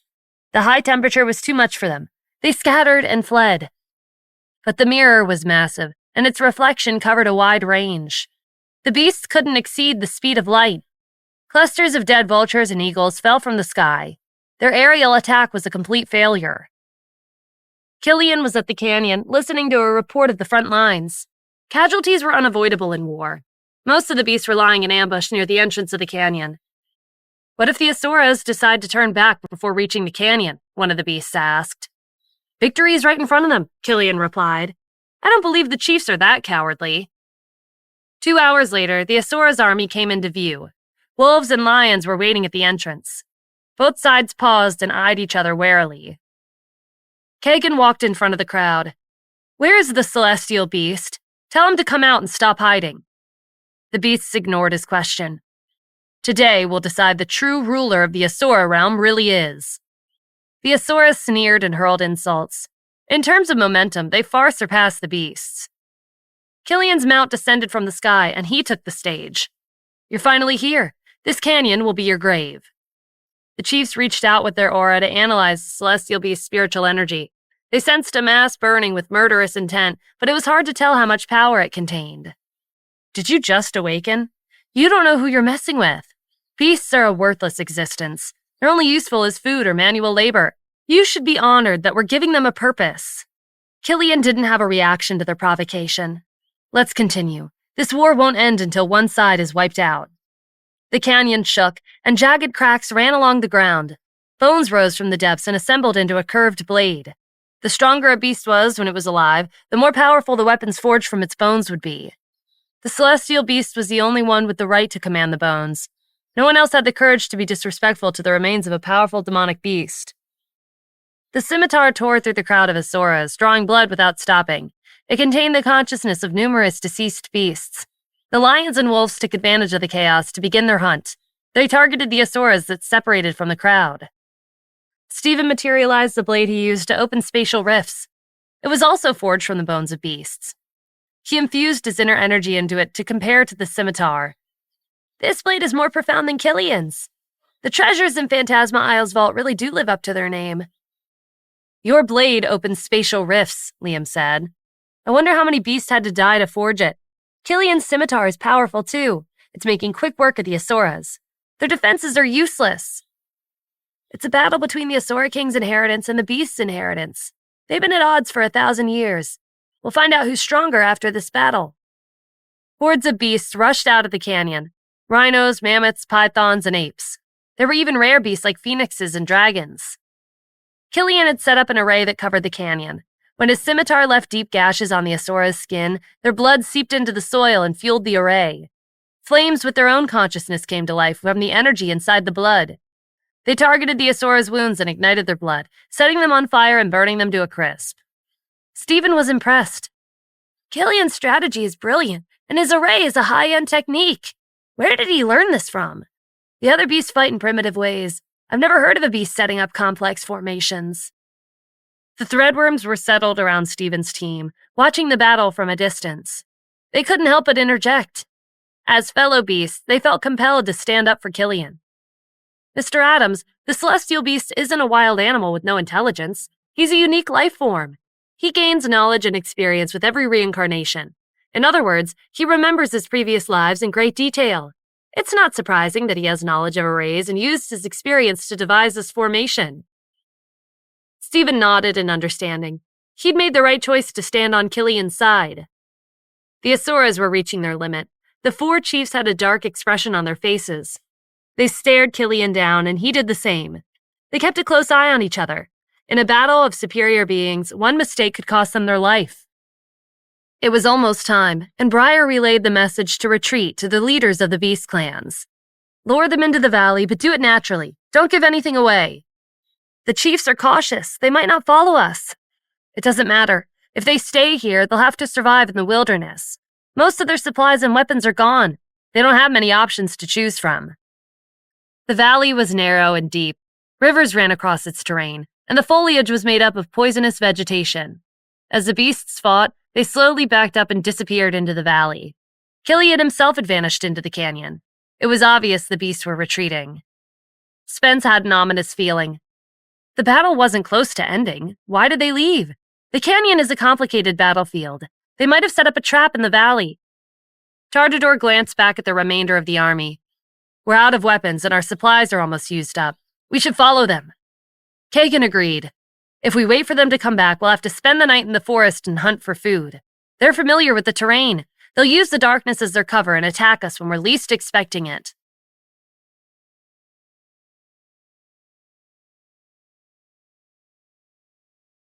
Half an hour later, all of the beasts disappeared into the valley, leaving nothing but death and gore behind. Over 100 falcons circled the air, monitoring the Asuras' every move. The commanders waved their swords in the air, cursing the beasts. "You cowards, you won't be able to hide for long. You'll regret it once we find you. If you want to live, then surrender and become our captives." Their empty voices echoed. There was no response. As the sun began to set, the Asuras lit a bonfire. They didn't have much food remaining. Fortunately, the beasts had also suffered casualties, so they used their bodies as ready-made food for barbecuing. They wouldn't need to risk their lives hunting in the forest. Stephen, Liam, and Ezra mounted the threadworms and carefully approached the Asuras to eavesdrop. The war was progressing at a much slower pace than they'd anticipated. The Asuras wouldn't be charging into the valley until they filled their stomachs. The 4 chiefs were also in a rush to end the battle. "We'll take a break for tonight and set off again tomorrow morning," Drake said. "We're in the middle of the mountains. There's no telling what will happen if the beasts split into 2 groups and attack us from both sides." Kagan was doubtful. Are the beasts that smart? The beasts and the humans are working together. The humans are weak, but they're strategic. They make up for each other's flaws. If it weren't for Drake's reminder, the other 3 chiefs might have forgotten the existence of the human cultivators altogether. They still hadn't figured out how humans had infiltrated their realm without them knowing. On this dark and windy night, another group of Asuras trekked up the mountain to relay urgent news to the chiefs. 5 human cultivators had wiped out the guards monitoring the black hole. "How is that possible?" Tartador demanded. "Humans aren't that strong. Are you sure the culprits weren't beasts?" "There were no clues at the scene," his subordinate replied. "The culprits are long gone. If you'd like us to investigate, we can send some of our troops into the human realm." His suggestion left Tartador in a dilemma. The Asuras stationed in the tribe's territories were on the lookout for an ambush from the beasts. He didn't have any manpower to spare. "The battle tomorrow will be a decisive one, but it doesn't matter how it turns out," Kagan said. "Even if we can't annihilate the beasts, we have to return to our tribes at the end of the day." The bad news shook the army's morale. The Asuras waited nervously for dawn to arrive. When the sun rose over the horizon, they grabbed their weapons and rushed into the valley. They were greeted by a beautiful garden. The birds were chirping, and the fragrance of the flowers filled the air. The chiefs cursed. Where did those beasts go? Do they want to fight or not? Let's scout the area up ahead before going further. The Asura's army piled into the valley to conduct a search, leaving no stone unturned. When the last Asura entered the valley, dense vines extended over the entrance and blocked the only way out. They hacked at the vines, but only succeeded in shaking off a few leaves. The exit was blocked, but there was no obstacle overhead. The Asuras jumped into the air. Miasma was shrouding the valley and concealing the beast's location. The moment Killian appeared from the clouds on his mount, the 4 chiefs joined their subordinates in the air and surrounded him. The plants and trees in the narrow valley began to grow and attack the Asuras on the ground. They were trapped with nowhere to run. The beasts hiding in the dark revealed themselves, and both sides engaged in close combat. The chiefs unleashed waves of energy at Killian. His mount opened its mouth, forming a vortex that sucked the energy into its stomach. "What is that weird-looking shark?" Kagan asked. "I've never seen a beast like that before." Killian chuckled. "Are you curious? It's my mount, and it feasts on energy. Attack as much as you want. Don't hold back. My mount is hungry." Tartador and Spence lunged for the mount, aiming for its underbelly. An octopus and a turtle condensed in thin air. The chiefs stepped back to avoid the suction pads on the octopus's tentacles, and the turtle barreling their way. "He is summoning random beasts, and his mount absorbs our attacks. How are we supposed to get close to him?" Killian was amused as he watched them discuss countermeasures. "What did your subordinates say last night? Oh, right. If you want to live, then surrender and become our captives. Did I get that right?" Stephen was observing the battle on the back of the ice dragon with Liam and Ezra. They were using the clouds to hide their presence. "Killian hasn't shown his true strength yet." "Are you going to join in?" Liam asked. "No, their fight is out of my league. I'll help him in a different way." Stephen condensed the Killen's phantom and slipped a few artillery shells into its mouth. It fired a torrent of flames at the chiefs. They condensed a barrier of energy right before the fire hit them. All 4 of them glared at Stephen. "So it was true that human cultivators are siding with the celestial beast. You're the one who robbed our warehouses. None of you will be getting away today." Stephen maintained a safe distance, ready to escape at a moment's notice. "Your species aren't as strong as you think. You failed every invasion in the human realm." Kagan's eyes flashed, and he threw out a wave of energy. Stephen lifted his wrist, and the violent swirl of energy entered his watch. The chiefs were rendered speechless. He'd absorbed their energy without casting a technique. Since when did human cultivators become this powerful? The Asuras may have failed their recent invasions, but they were close to forcing back the human army every time. Why are you so surprised? Stephen provoked. Your only trump card is the lake. Once I evaporate the water, you'll have no more tricks up your sleeve. Defiling our holy land is blasphemy. The enraged chiefs attacked at the same time. Blades of light covered the sky and earth, locking onto Stephen. Their hatred for him had surpassed their hatred for the beasts. They kill and disperse their attacks with another torrent of flames. It was as fast as the chiefs. When an explosion rocked the skies, the ice dragon flew in the opposite direction. You four can drag out the battle if you want to, Stephen called over his shoulder. I'll be heading to the lake.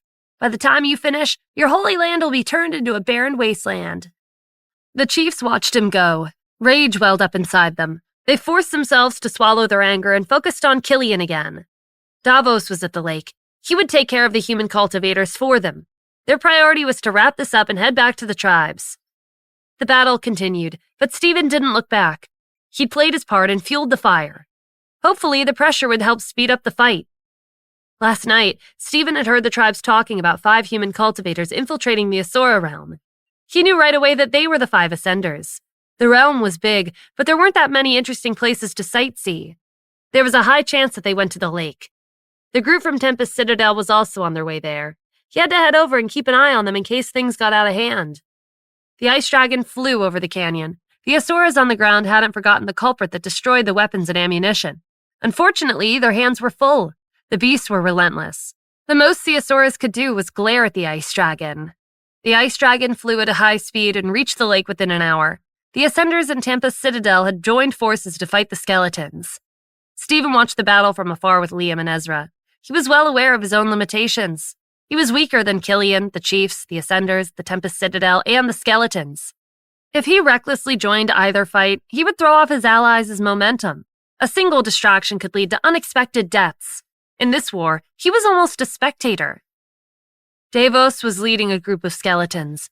They were deceased Asura cultivators from ancient times like him. Their bodies had been tempered by the corrosive lake water, and they were indestructible. They were immune to physical damage and energy waves. They weren't easy opponents for the Ascenders or Tempest Citadel. Red waves loomed overhead with a flick of Davos's finger. They deflected every incoming attack. The ice dragon flew closer to the lake. Don't panic, Stephen shouted. The Asuras lost the battle in the Myriad Mountains. The beasts are on their way here. Davos paused and looked up at him. It was obvious that he was shaken by the terrible news. There are almost 1 million of them on the mountain. How did they lose so easily? The truth is the truth, whether you like it or not. Today marks the end of the Asura's era. Their army was annihilated and their tribes are next. Before the chiefs left the lake, Davos had given a team of skeletons. They were elite cultivators of the past. They couldn't have gone down so easily. Davos leaped into the air and reached for Stephen. His claims were suspicious. He had to interrogate him and find out the truth. Liam and Ezra condensed a screen of light and blocked Davos from getting close. The grating sound of bones grinding against metal rang out. The Ascenders, Tempest Citadel, and the skeletons stopped fighting. They were confused as to why Stephen had shown up so suddenly. Was he here to notify them? What was he playing at? Why are you here? The elder called out to Stephen. To reap the benefits. It's only a matter of time before the beasts get here and kill these skeletons. The Asura king created this lake. He must have hid a pile of treasures below the water. Stephen's deceptive honesty left everyone dumbfounded. They all believed him, including Davos, who was especially triggered. The lake was vital to enhancing the Asura's bodies. He couldn't let the enemy get their hands on it. Davos jumped into the lake. The water washed over his bones. When the waves died down, he gained a new body. His skin shone with a dark red metallic luster. A sinister smile played on his lips. Stephen sensed the bottomless fluctuations of his energy. He warned the ice dragon to land quickly and hide behind the Ascenders. Davos charged into the crowd of internal members from Tempest Citadel. His fist broke through their barriers of inner energy and punched a hole through their chests. The internal members collapsed and scattered on the ground. They were killed instantly. Stephen was unnerved by Davos' strength. Maybe only a god like Killian could take him down. We don't have to stay here, Liam said. We can go back to the mountains and wait for Killian to lead the attack. I don't know how long it'll take him to finish his fight with the Asuras. Tempest Citadel claims their technique can seal the black hole. If they succeed, we can focus all our attention on the Asura realm without worrying about our world. We can't let them die here. Liam gestured to the other skeletons by the shore. They're fortifying their bodies like Davos.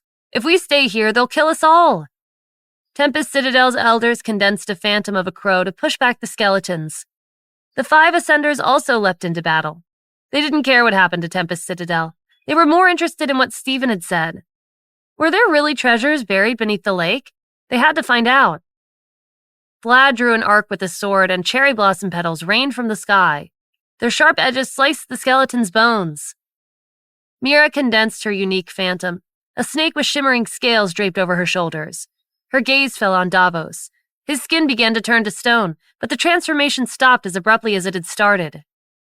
It's been a long time since I've seen a cultivator who specializes in curses, Davos said. Our bodies are special. We're fortified by the water in the lake. Your curses don't work on us. The skeletons surrounded Tempest Citadel's elders. Liam condensed his totems. They circled the elders and narrowly blocked the fatal attack. Leave with your team, Stephen called out. Don't sacrifice yourself for no reason. We'll come back with reinforcements. The elders had no choice but to do as he said. They fled into the forest with their team. Stephen condensed the kiln. It used artillery shells to unleash a burst of fire towards the lake. The heat vaporized the water into a blood-red mist. Stephen's team and the 5 Ascenders ran after Tempest Citadel. They fled to a small sand dune 20 miles away. How long will it take the celestial beast to wrap up his battle in the mountains? Emil asked impatiently. Half a day? Sorry, I was lying, Stephen said without an ounce of shame. I was trying to pressure the skeletons, but it didn't go so well. The celestial beast and the Asuras just started the battle before I left. It'll take some time. The Ascenders stared at him in disbelief. He'd lied without batting an eye. They were all fooled. The elders weren't paying attention. They were in shock over how many of their internal members had died to the skeletons. Any ideas on how to handle those skeletons? Stephen asked. You're Ascenders. Your martial arts are different from regular cultivators. Emil shook his head. What you saw is us at our full strength. We're wisps of our original spiritual energy. This is our limit. The bodies of those skeletons were created from the water in the lake. They're essentially a gift from God.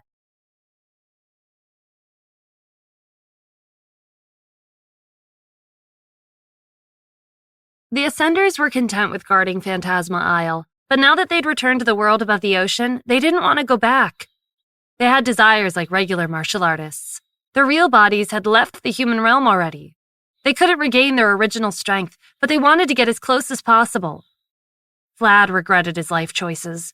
If we knew those skeletons would be as hard to deal with, we would have just joined the battle in the mountains and helped the beast get rid of the Asuras. Then we could have joined forces and launched a collective attack on the lake. It would have saved us so much time. I can try using my scroll to kill the skeletons, Liam volunteered. If this realm's meteors are strong enough, it just might work. The Asura King created this realm, Stephen said. We don't know what celestial bodies are out there. Also, your technique is slow. When the skeletons see it, they'll have enough time to cast a barrier to protect themselves. Stephen didn't want to cause a commotion. The tribes were focused on the Myriad Mountains and their territories. If they saw what was happening at the lake, they would swarm over, and things would get even more chaotic. The sand parted, and 2 threadworms slithered to the surface. They were back from supervising the weapon production. The dwarves had used up the raw materials from the mines and created a large batch of artillery shells. They weren't that useful when Killian, the chiefs, and the skeletons were involved, but they could still be used to destroy the tribe's infrastructure. When the threadworms heard about Stephen's dilemma, they gave a reliable suggestion. If the surface is dangerous, then we should start from the bottom and work our way up. We can dig tunnels that lead to the side of the lake. When we break the dam and the water flows out, the skeletons will lose power. That's a lot of water, Stephen said. Where are we going to find storage for it? The first time we were there, we explored the area while we were waiting. There are abandoned mining tunnels underground. We can use them as riverbeds.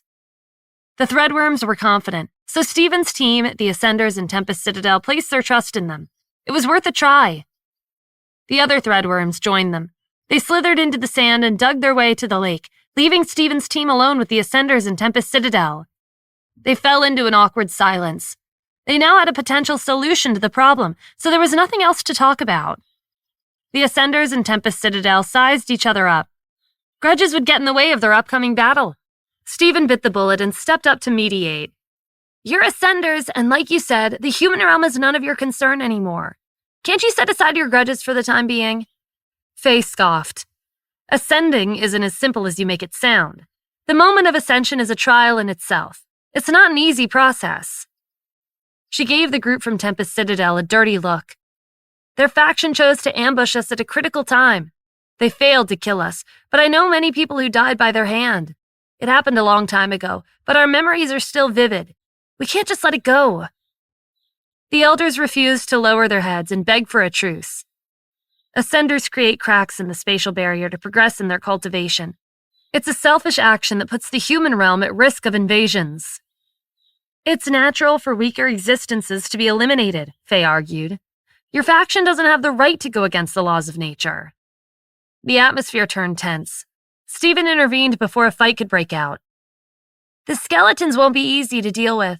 Let's focus on our common goal.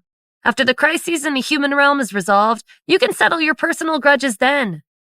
He glanced at the Ascenders and added, The Asura King is like the god who created this realm. The lake is also his creation. Maybe there are secrets that even the Asuras don't know about. To his relief, everyone nodded and turned away. Their grudge ran deep, but their respective priorities were more important. Digging tunnels to the lake wasn't an easy task for the Threadworms. Stephen didn't know how long it would take. He asked the Ice Dragon to check on the battle in the Myriad Mountains. They'd signed a blood contract between them, so it was possible to establish a spiritual connection with each other. He could see the battlefield through the Ice Dragon's eyes. Wipe out any Asuras you see, but don't get close. Drop the artillery shells on them. Will there even be any of them left? The Ice Dragon said. The beast could have killed them all already. It's better to be safe than sorry. Don't underestimate the chiefs. It's possible that they have the ability to summon the Asura King's remnant will to the mountains.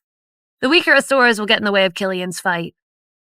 The Ice Dragon acknowledged his concerns. It spread its wings and soared into the clouds. The battle in the canyon had reached its final stages.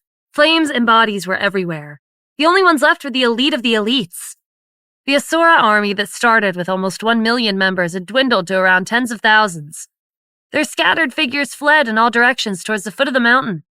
The leaders of the beast clans flanked Killian's side, while the Asura commanders stood next to the chiefs. Killian had seen through the tribe's weakness. They were working together, but each tribe had their own priorities. They weren't a cohesive combat force. There aren't too many members of your army left. They're going to end up as prey for the beasts. The battle isn't over, the chiefs threatened. When the Asura King descends upon this land, he'll annihilate you and the beasts. The Ice Dragon flew over the mountain range. It lowered its altitude when it spotted the fleeing Asuras and dropped the artillery shells. The thunder attributed the ores used to forge the ammunition increased their destructive potential and their speed. Beams of light streaked across the sky, followed by a deafening explosion. While the Ice Dragon was wondering if it brought too many artillery shells to take care of the weak deserters, it sensed a surge of aura coming its way. One of the Asura commanders had noticed the uninvited guests and threw out a violent wave of energy. He was too far, and the Ice Dragon sensed his attack and had enough time to avoid it. The Ice Dragon flew towards the beast locked in conflict with the Asuras. After being with Stephen for so long, it had learned how to put pressure on enemies without thinking too hard about it. You're wasting your time. The lake is evaporating, and your tribes are about to be overthrown. Before the Asuras could make a move, they were already under a huge wave of pressure. The Ice Dragon didn't give them time to process its lies. It dropped a cluster of artillery shells, setting off another explosion of lightning and fire. The life forces on the mountain were rapidly diminishing. There weren't that many Asuras left. These artillery shells were ammunition unique to the tribes. Kagan was so angry that his veins were bulging. The beast is using weapons from our tribes. It must have stolen even more resources from our warehouses. No matter what, I have to kill it here. Calm down, Tartador said. We don't know how many of them are attacking our tribes. We can't waste any more time here. The chiefs fell for the Ice Dragon's lies. However, the truth was that Stephen's team, the Ascenders, and Tempest Citadel had suffered a crushing defeat at the hands of the skeletons. Harassing the tribes was the last thing on their minds. The four chiefs huddled and whispered among themselves. They came to a unanimous decision to take the remainder of their army and retreat from the front lines. Killian and the leaders of the beast clans watched the Asuras descend the mountain. The beasts had suffered heavy casualties. They were fueled by their hatred of the Asuras and were reluctant to let them escape. Should we chase after them? We won't win the war by rushing, Killian said. Round up your clans and take some time to recuperate. Killian appeared calm on the surface, but he hadn't come out of the battle unscathed. The energy inside his body was chaotic and threatening to tear him apart at the seams. The leader of the beast clans dispersed one after another. When Killian was alone, he waved the ice dragon over. Unlike the Asuras, he saw through its lies.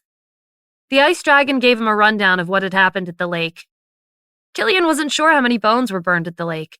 He wondered if all of them were on the same level as Davos. The beasts were one step away from winning the war, but the skeletons were in the way. He had to get rid of them. Human cultivators are surprisingly brave. They're risking their lives just to seal the rift. Can they do it? My master's wondering the same thing, the ice dragon replied. Tempest Citadel hasn't had a chance to set up the array yet. The skeletons are indestructible. Killian had never heard of Tempest Citadel's space-time techniques, but he had a certain degree of confidence that they would succeed. It wasn't because of their bravery. The energy in the lake was divine. That was the only reason he'd awakened so soon. The canyon was almost flattened from the battle. The surviving beasts gathered in the empty clearing. At a glance, there were only 100,000 of them remaining. The battlefield was littered with bodies. They devoured the remains for 2 days straight to replenish their energy. When they recovered, they set off for the lake. The ice dragon flew next to Killian's mount. How confident are you in winning? According to the chiefs, they have a way to summon the Asura King. If your master and I work together, there's a 50% chance of victory, Killian said objectively. That wasn't the answer the ice dragon was hoping for. If the beasts were defeated, the Asuras would invade the human realm, and Stephen would die in battle. You're the deity of the beasts. Doesn't their faith give them power? I may be their god, but true power doesn't come from faith. It's a result of self-improvement and accumulation of experiences.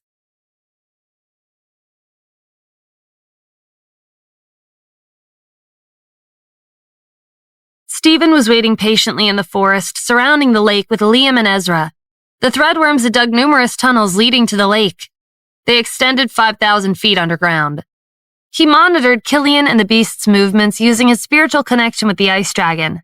Victory was up in the air. 100,000 beasts against an army of skeletons blessed by God was severely underwhelming. The 5 ascenders and the group from Tempest Citadel had barely spoken a word to each other. They spent their time meditating to recover to their peak condition. After an extended period of silence, the threadworm surfaced with good news. We finished digging and placing artillery shells near the bottom of the lake. When they explode, the water will drain into the tunnels. Will the lake dry up? Stephen asked. No, there's too much water. The tunnels are going to collapse in certain areas and block the rest from flowing in. Around 2/3 of the water will drain after the explosion. That was the best the threadworms could achieve in such a short amount of time. When the sun set, Stephen's team, the Ascenders, and Tempest Citadel headed for the shore. The skeletons had set up an altar to summon the Asura King for divine guidance. As things stood, the tribes were about to be destroyed. The only way to get through this calamity was a gift from their god. Davos and 4 other ancient Asura commanders recited lengthy incantations to hold the ceremony. Red, orange, yellow, blue, and green flames on the altar released pillars of light and illuminated the night sky. The radiance reflected the Asura King. The 5 ancient commanders humbly knelt down in respect. It's been a long time since I've returned to the Asura realm. The celestial beast awakens once every 10,000 years. You couldn't subdue him on your own? Davos and the others didn't dare to raise their heads. The Asura King's oppressive voice chilled them to the bone. Failing their god was a sin. The beasts are conspiring with human cultivators. They're about to destroy the lake and eradicate the tribe's source of power. Even though the celestial beast had awakened, the Asura King didn't think too highly of the beasts or the humans. The Asuras were the only species who'd inherited his bloodline. They were the true rulers of this realm. The beasts and the other lowly species were insignificant. They're daring because they've never experienced the divinity of a true god. I'll give you a seed from the divine Meru tree. It'll help you deal with the rebels. The Asura King vanished, and a glowing emerald seed took his place. When it landed on the shore, it drilled into the soil and sucked in the water from the lake. It took root and germinated into a sapling. It broke through the soil and rose into the sky. The tree grew past the clouds. It was too massive to determine its exact height. Davos was awed. A gift from God is unfathomable. The Meru tree contains its own life force and consciousness. The 4 chiefs aren't qualified to directly communicate with the Asura King. That human cultivator claimed they lost in the battle against the celestial beast in the mountains. Maybe they're already dead. Stephen and the others were stunned by the massive tree on the shore when they arrived at the edge of the forest. They slowed their pace and hid among the vegetation to observe. The strange tree was absorbing a large amount of energy from the lake. Davos and 4 other Asuras were standing guard. They weren't skeletons anymore. They'd fully condensed their real bodies. The Ascenders were more knowledgeable and experienced than Stephen's team in Tempest Citadel. They grasped the origin of the tree after a few minutes of observation. The Asura realm's environment is too harsh for such a large tree to exist, Vlad explained. The 5 guards must have summoned the Asura King. He planted a seed and took from another dimension. The Asura King isn't dead? Stephen asked. It's more than likely he ascended to another dimension. This realm is his creation, and the amount of spiritual energy comes from himself. To reach a higher plane, he has to ascend. Vlad's words were a jab at the elders from Tempest Citadel. Every cultivator, including a god, had to go through a process of ascension to reach the pinnacle. A mere faction had no right to stop them. The Ice Dragon had flown ahead to reconvene with Stephen before the beasts arrived. He mounted the Ice Dragon to inspect the top of the tree. If they couldn't get close, he would launch a long-range attack to test it. Everyone else would do their best to distract the guards. The tree was getting in the way of their plan to drain the lake. It had absorbed 80% of the water. The guards were no longer fueled by the lake. Their power came from the tree. The operation began when the clouds covered the moon and darkness settled over the lake. The Ice Dragon took flight and soared into the sky. The guards watched with curiosity. They made no move to intervene. They wondered if the tree would turn the outsiders into fertilizer. The top of the tree was nowhere in sight, even after the Ice Dragon ascended past the clouds. A leaf the size of a hand fluttered from the branches and shot towards them like a spinning blade. The Ice Dragon flapped its wings and conjured a blizzard, but the leaf dispersed the wind and snow. Stephen raised his sword to block the leaf. The impact almost knocked him off the Ice Dragon's back. He threw his chain around its body in the nick of time to steady himself. Before he could catch his breath, a fruit dropped from the branches with the force of an artillery shell. Stephen condensed the kiln, and a wave of heat scorched the fruit and continued towards the tree trunk. Vines sprouted from the branches and protected the bark. The Asura King had left a remnant will of his spiritual energy behind. His voice echoed from the tree. A weak human cultivator like you isn't qualified to challenge me. You're making a mistake. Stephen used his chain to bind the vines. The kiln infused the other end with its flames. They traveled down the chain and towards the branches, setting them on fire. The kiln rushed into the branches to burn the tree to ashes, but the leaves covered its body and dispersed into wisps of flame. Stephen's spiritual connection with the kiln was forcefully cut off. He gasped and dropped to his knees just as his mind went blank. The Ice Dragon sensed the moment he lost consciousness. It quickly dove into the cover of the clouds as the tree continued to attack. Davos and the other guards didn't care about Stephen and the Ice Dragon because going after the tree was a death sentence. But they weren't as lenient when they sensed the presence of other cultivators in the forest.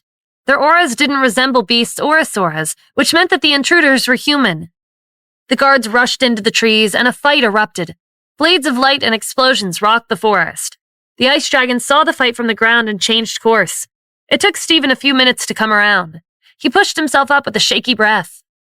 "Are you okay?" the Ice Dragon asked. "Yeah, I wasn't hit directly. That tree is stronger than the skeletons. What's going on down there?"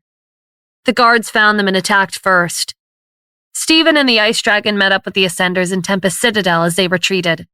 The bodies of the guards were forming from the energy in the water. They were indestructible, but they were also bound to the lake. Leaves fell from the tree and gave chase in place of the guards.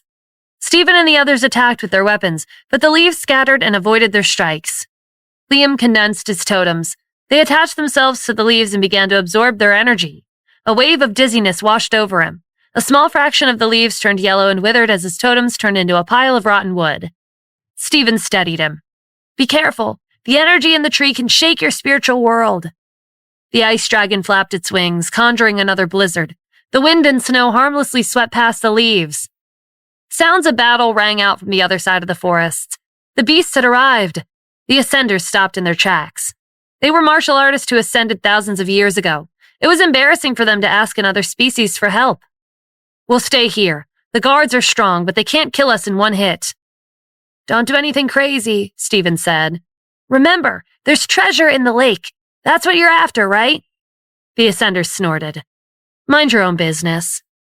When Stephen approached the conflict on the ice dragon's back, he saw the beast locked in an intense fight with the chiefs and the Asuras. There was no opening for them to get close to Killian, so they stayed on the sidelines and waited for things to calm down before going over. The dense horde of beasts covered the ground and sky. Instead of taking the initiative to attack, they waited for the Asuras to make the first move. They struck when they found an opening in their movements. The beasts utilized this tactic when hunting for food. It was surprisingly useful on the battlefield. The four chiefs knew the Asuras were at a disadvantage.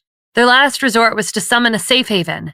It would consume a considerable amount of their energy, but at this rate they were going to be wiped out by the beasts. The chiefs sliced their palms with their swords. Blood leaked from their wounds and condensed into the shape of a gem. It glimmered under the moonlight and reflected a phantom of the mountain. The chief's energy flowed into the phantom, and it became more visible and vivid. The mountain was curved, and it extended over 600 miles. It hung from the sky like a crescent moon. The Asuras rushed into the air and ran towards the mountain. The chaos gave the ice dragon an opportunity to land beside Killian. They could sense the chief's aura dropping rapidly.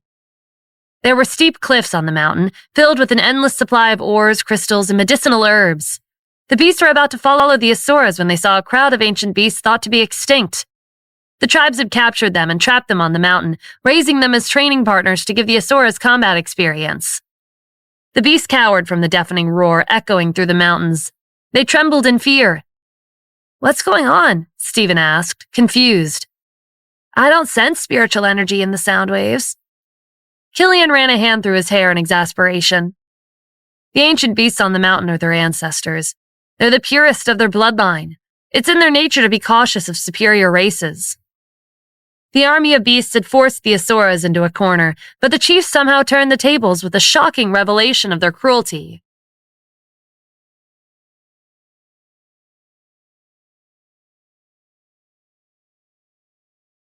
When the chiefs arrived on the mountain, they quickly entered a meditative state to recover the energy they'd consumed. Stephen wasn't about to let them regain their strength. He condensed the Killian, and it shot artillery shells towards the mountain in the sky. Right before the collision, the sandstorm enveloped the projectiles and negated their destruction. The dust settled, and a large turtle appeared in midair. "That beast has control over the earth," Killian said. "Looks like the chiefs are well prepared." "As the god of beasts, will they listen to you?" Stephen asked. "No, I suspect the Asuras used a hypnosis technique and special medicinal pills to erase their consciousness and keep them in captivity. They used to be beasts, but now they're the tribe's puppets. There's also an array on the mountain releasing spiritual interference to prevent them from leaving." Killian leaped onto the mountain, and the four chiefs ended their meditation. They jumped to their feet and grabbed their swords. "We have 1,000,000 soldiers on the mountain," Tartador threatened. "If you bring the beasts up here, they'll be wiped out in minutes." Killian scoffed. "Who are you trying to fool? The number of Asuras in this realm is less than 100,000 now. How long are you going to hide? We're close to the lake. I don't mind changing the battlefield." His words made the chief nervous. If they let the beasts rampage on the Holy Land, the Asura king would see them as failures. They ordered 2 Asura commanders to stop the celestial beast. Killian summoned a circle of turtle shells to deflect the commander's weapons. He held his hand to the sky. The clouds shifted and spun into vortex. A stone pillar dropped onto the mountain. Carvings of beasts were engraved on the surface. The chief sensed the weakening auras of the ancient beasts on the mountain. Their energy was being absorbed into the pillar. The chiefs hadn't fully recovered their energy, but they had to destroy that pillar. As they approached, phantoms of ancient beasts appeared and blocked their path. When their swords struck the phantoms, miserable howls echoed behind them. The pillar was similar to Liam's totems. It transferred damage from the phantoms to the main bodies of the ancient beasts. "If you destroy this pillar, all of the ancient beasts on the mountain will die," Killian said. The chiefs were once again forced into a corner. If they retreated, the phantoms would follow them. There was nowhere to go. They were trapped on the mountain. The ice dragon flew next to Killian. "Are you going to let the ancient beasts die like that?" Stephen asked in a low voice. "No, I'm going to try to break the array and free them from the Asuras' control." The Asura commanders didn't even last 2 minutes before Killian slammed them into the ground. In a battle against God, they were at most a minor distraction. Killian leaped to the top of the pillar and placed his hands on the surface. His energy spread through the mountains in ripples. Helping the ancient beasts regain their consciousness was a risky move. His success depended on whether his energy was stronger than the Asuras' array. The painful howls became louder. Two opposing forces pulled on the ancient beasts. They were almost torn to shreds. On the ground, the threadworms piled up behind Stephen on the ice dragon's back. The ice dragon spread its wings and flew under the mountain. "Try digging a tunnel through here and find an ore vein. If we detonate it, the entire mountain will collapse." The threadworms had years of experience digging tunnels under their belt. They didn't think it was likely. The Asuras used the mountain as a training ground. If there were ore veins, they would have excavated them a long time ago. The only ores they have will be in warehouses. "It doesn't have to be an ore vein. Search for anything that contains a large supply of energy. And try looking for the array's core while you're at it." The threadworms burrowed into the bottom of the mountain. The ancient beasts laid on the ground listlessly. Their energy had been extracted into the pillar. The phantoms chased after the chiefs and their subordinates as Killian exerted his strength. Waves of his energy seeped into the terrain and crashed into the array's core hidden in the depths. The ground shook, and reflective stones hovered in the air. They shone like stars and reflected the galaxy on its surface. The stones spun rapidly in a circle and grinded against the pillar. A sharp pain tore through Killian's mind, and a shrill, high-pitched sound reverberated in his ears. Stephen knew Killian was reaching his limit when he doubled over. He urgently transmitted his voice to the threadworms. "Did you find anything?" "There's an underground river of lava, but there's nothing around to detonate it." "Okay, send me the location. I'll take care of it." When the threadworms mentally transmitted the location to Stephen, he condensed the Killian. "There's a river of lava 1 mile to the northeast. Can you make it erupt?" "Yes, it'll only take a few seconds." Compared to the massive ancient beasts scattered on the mountain, the Killian was small and insignificant. Chaotic battles were taking place everywhere. No one noticed it. The Killian flew into the sky and burst into flames. It crashed into the ground like a meteor. The explosion in the large crater drew everyone's attention. The Asuras didn't have a chance to react before the Killian released its energy into the pit. The ground caved in and overturned the river of lava. Cracks spread along the ground, and columns of lava erupted into the air. The vegetation turned to ashes from the heat. The listless ancient beasts lying on their sides gathered their strength and fled in a panic. The Killian set its sights on the Asuras nearby. It barreled into them, and they fell into a pool of lava. "We need to get off this mountain," Tartador said to the chiefs. "The explosion destroyed the array's core. The celestial beast has an innate ability to command beasts. Without the array, the ancient beasts aren't ours anymore." Columns of lava split the earth and accumulated in rivers on the surface. The Great Escape began once more. The Asura commanders led their team off the mountain and toward the lake. The chiefs brought up the rear to cover for them and prevent more casualties. Killian regained his senses when the reflective stones from the array crumbled to the ground. The light emitted from the carvings on the pillar were gradually dimming. The leaders of the beast clans landed next to him. "We have 100,000 beasts on our side. Should we chase after them?" Killian looked into the distance. The moonlight was dim, and with all the smoke, he couldn't see the lake from here. But he could sense a faint divine aura. "They're running towards the lake. There's something there. It's too risky to have beasts charge in without knowing what it is.